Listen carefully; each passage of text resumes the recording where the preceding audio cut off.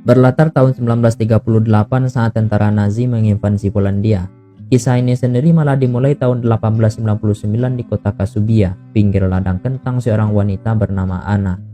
Dia melihat seorang pria dari kejauhan yang sedang dikejar oleh dua orang tentara Jerman hingga akhirnya sampai di hadapan Anna. Pria ini memohon agar membiarkannya bersembunyi di bawah rok Anna. Karena rasa iba, Anna pun membiarkan dia bersembunyi. Tentara tersebut mencari seorang pembakar bernama Kolyazek. Berkat bantuan Anna, mereka tidak berhasil menemukannya. Tapi saat itu Kolyazek malah melakukan pekerjaan tambahan di bawah sana. Udah paham ente kan? Kepada Anna dia mengaku bernama Joseph. Sejak kejadian itu pun mereka akhirnya menjalin asmara hingga melahirkan seorang putri yang bernama Agnes. 1 tahun hubungan itu berjalan. Mereka terus bersembunyi dari kejaran tentara Nazi. Sampai suatu hari tentara Nazi akhirnya menemukan Joseph yang berhasil melarikan diri dengan cara menyelam. Setelah itu tidak ada lagi yang pernah mendengar kabar dia. Ada rumor yang mengatakan kalau Kolyazek tenggelam, namun ada juga yang mengatakan kalau dia kabur ke Amerika dan menetap di Chicago dengan nama Joe Kolsik dan sukses menjadi seorang jutawan di bidang perusahaan asuransi kebakaran. Waktu terus berlalu, Anna semakin tua sedangkan Agnes tumbuh menjadi wanita dewasa yang anggun, cantik, mempesona. Agnes tumbuh bersama sepupunya yang bernama Jan Blonsky, seorang Polandia. Mereka sangat dekat sebagai saudara. Di masa Perang Dunia I, Jan dipanggil oleh militer untuk ikut berperang, tapi dia gagal dalam tes kesehatan.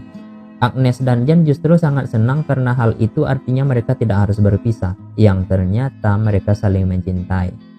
Cinta itu tetap bertahan untuk beberapa waktu, hingga akhirnya Agnes berkenalan dengan seorang juru masak asal Jerman bernama Alfred Matzek, dan dia jatuh cinta melihat pesona Agnes.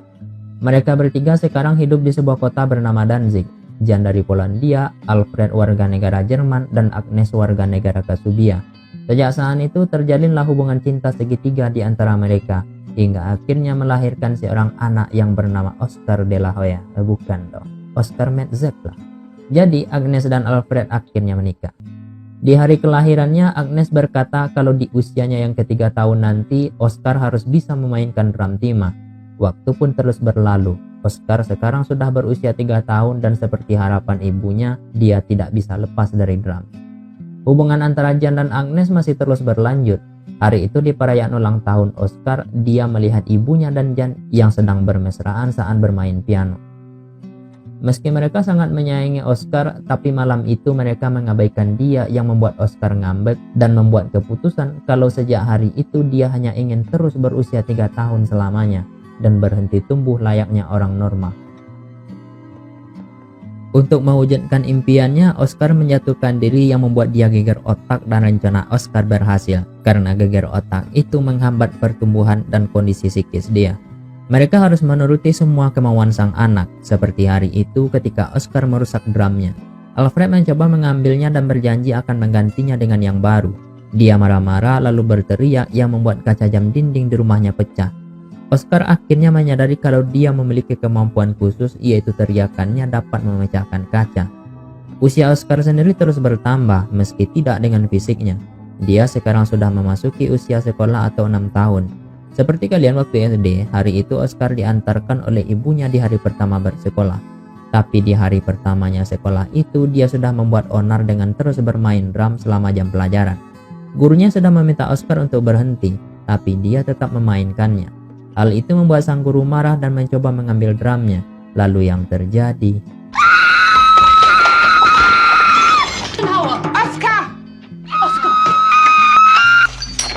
Agnes membawa Oscar untuk diperiksa ke rumah sakit. Dokter mencoba memeriksa tulang belakangnya dengan alasan kemungkinan ada kaitannya dengan kecelakaan yang dialami oleh Oscar 3 tahun yang lalu. Tapi karena dia tidak mau melepaskan drumnya, Oscar kembali berteriak dan yang terjadi,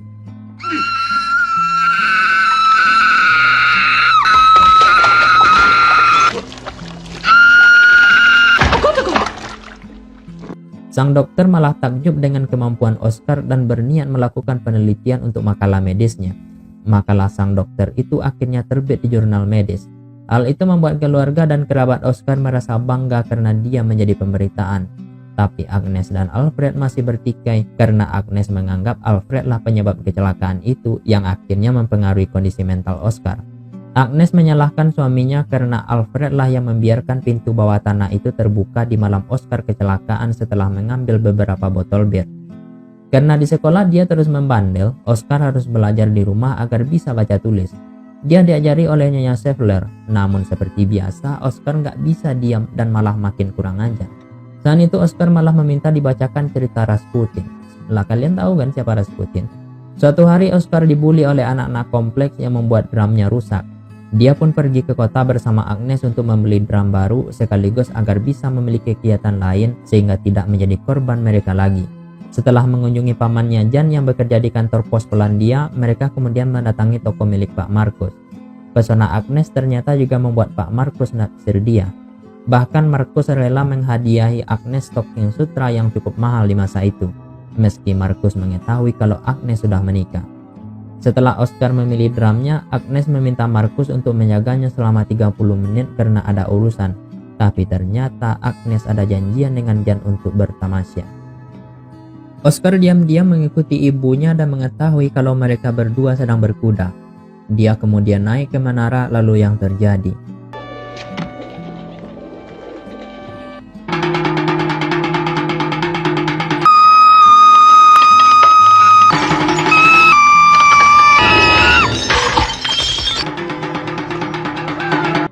Suatu hari Oscar diajak nonton pertunjukan sirkus oleh kedua orang tuanya.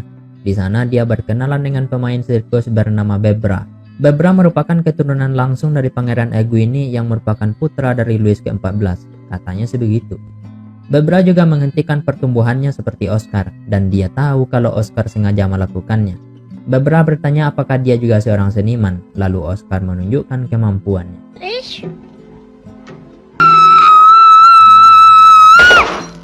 Bebra dan rekan-rekannya pun sangat takjub dengan kemampuan Oscar. Dia bahkan mengajak Oscar untuk bergabung dengan mereka karena mereka adalah orang-orang yang memiliki keterampilan dan tidak cocok hanya duduk di bangku penonton. Di hari Minggu, Jan mendatangi rumah Agnes untuk bersilaturahmi.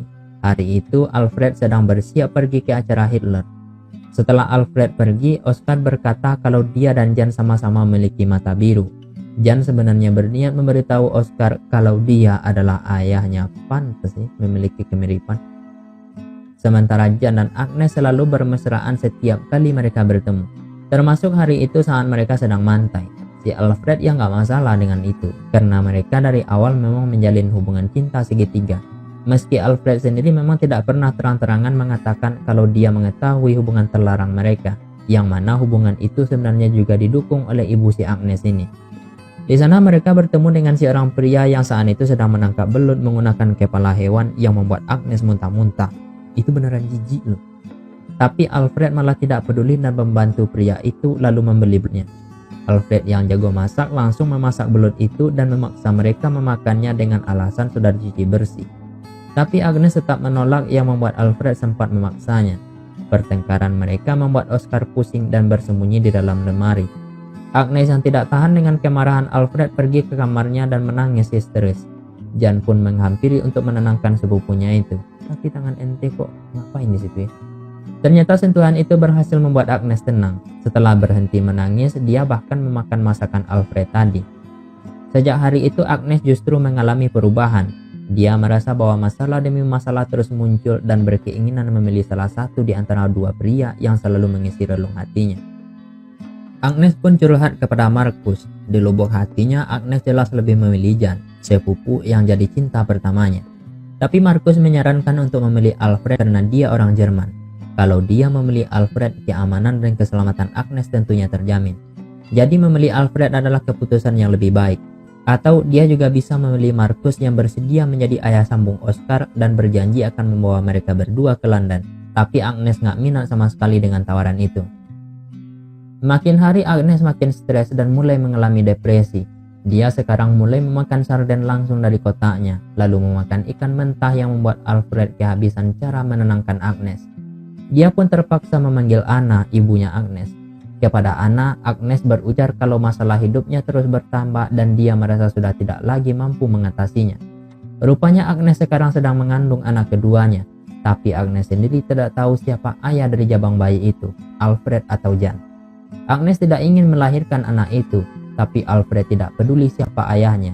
Dia ingin Agnes tetap merawatnya hingga akhirnya nanti melahirkan, meski sebenarnya dia baru saja mengetahui itu.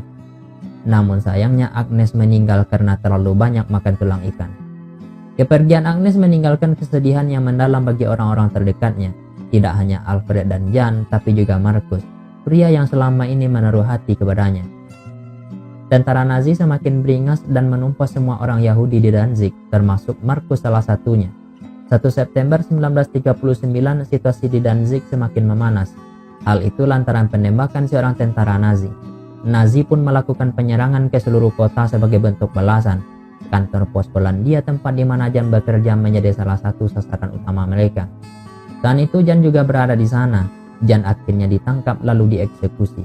Sementara Oskar diselamatkan karena dia merupakan anak Alfred yang orang Jerman.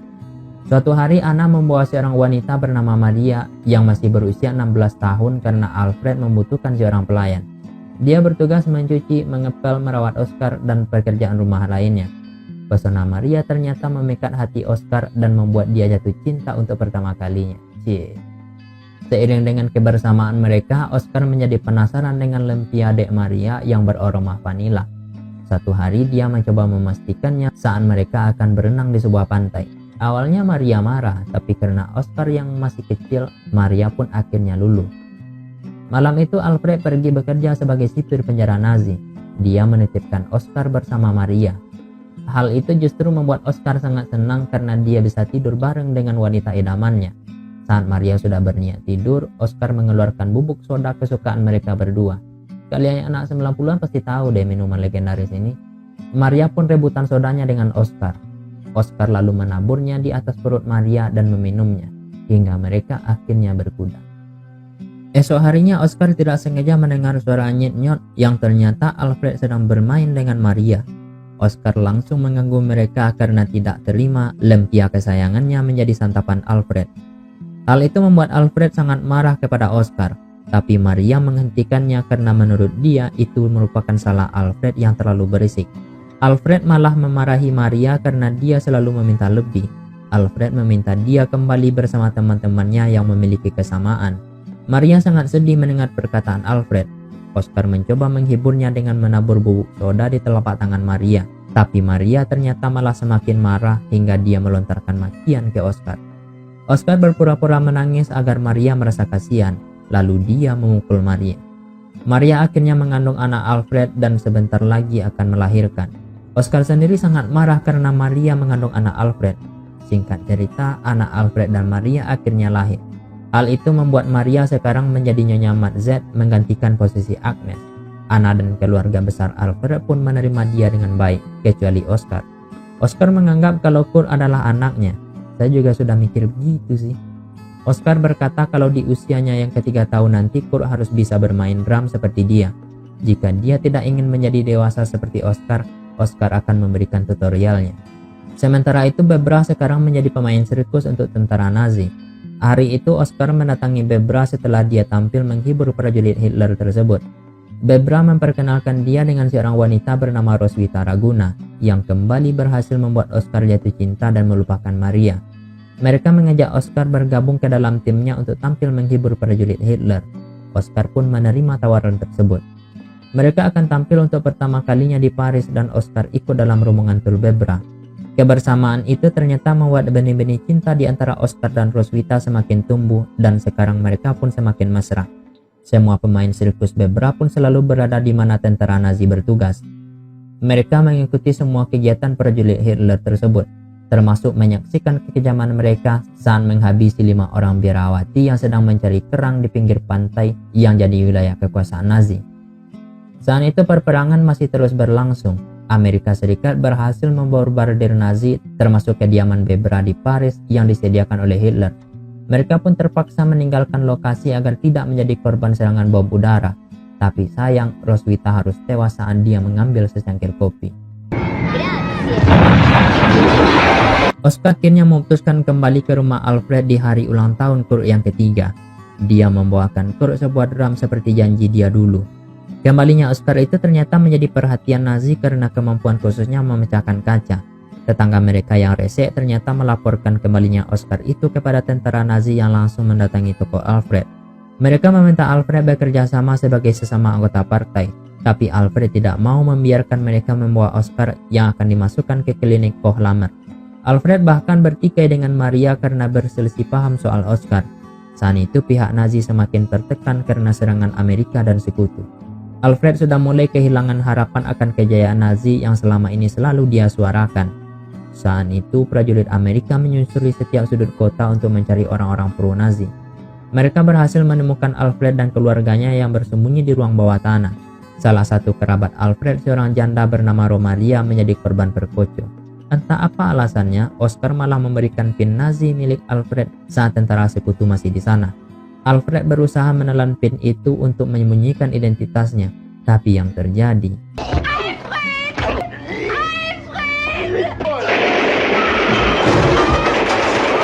Romaria akhirnya memutuskan menjadi selir prajurit Amerika, sementara Maria masih terus berduka atas kematian Alfred. Siang itu datang seorang pria bernama Fatzingol dari Lemberg bersama keluarganya.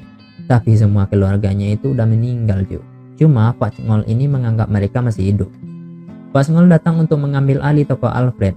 Dia juga menawarkan kepada Maria untuk menjadi SPG tokonya nanti kalau Maria berkenan, sehingga mereka tidak perlu pindah. Fatzingol juga membantu pemakaman Alfred karena mayatnya masih berada di ruang bawah tanah. Saat itu Oscar juga mengubur drumnya dan berjanji kalau dia akan kembali tumbuh di usia yang sudah 21 tahun. Lalu yang terjadi... Lemparan kur itu ternyata kembali mempengaruhi otak Oscar dan dia kembali tumbuh selayaknya manusia normal. Maria akhirnya memutuskan membawa Oscar dan Kurt pindah ke daerah barat di Rhineland. Meski Maria mendapatkan tawaran untuk menikah dari Fatzingol, dia menolaknya karena Maria ingin kehidupan yang lebih baik di tempat yang baru dan filmnya tamat.